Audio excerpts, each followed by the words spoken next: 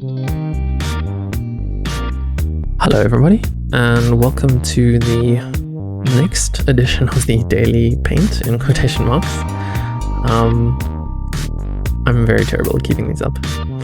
But yeah, the next painting I went with was a landscape study of the artist called Snatti, which I've mentioned before. I just really love his colors and compositions, and how you can really see the brush strokes, but it just sells it so well that you don't have to add that additional detail.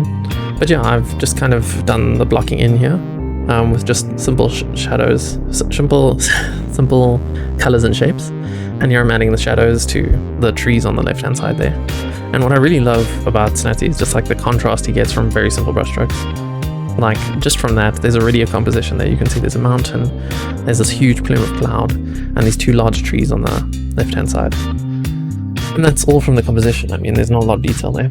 But here I'm just adding more shadows there just to give it that contrast. And also you can see the brushstrokes are slightly smaller. It gives you that sense of scale.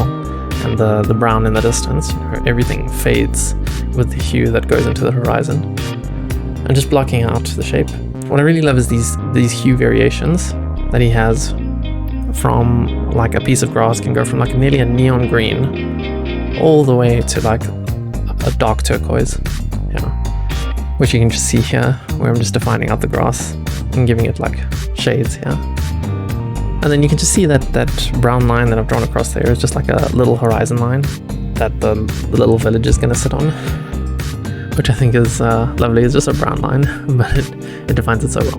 And here I'm just working on the detailing for the grass in the foreground and the field between us and the background. And you can see that the grass has quite a lot of texture, but it's very painterly, which is lovely because you don't want it to look like a photo sometimes, most of the time. So here I'm just adding in the blocking in of the houses in the distance. I think this really like kind of completes the piece. It sells on the scale, and you know, the hues like the reds and the browns and the purples are all taken from the environment. And I mean, that's all Snatti, that's just how he paints.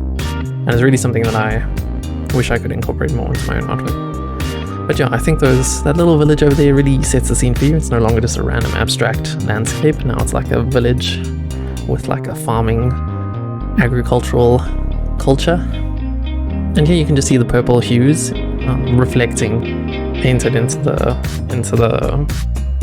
farm there. It really tells you that it's like a wet farming space, like a rice field or paddies.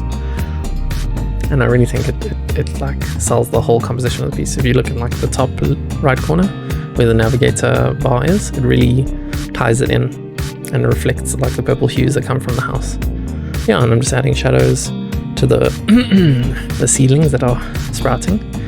And this last portion is just additional details.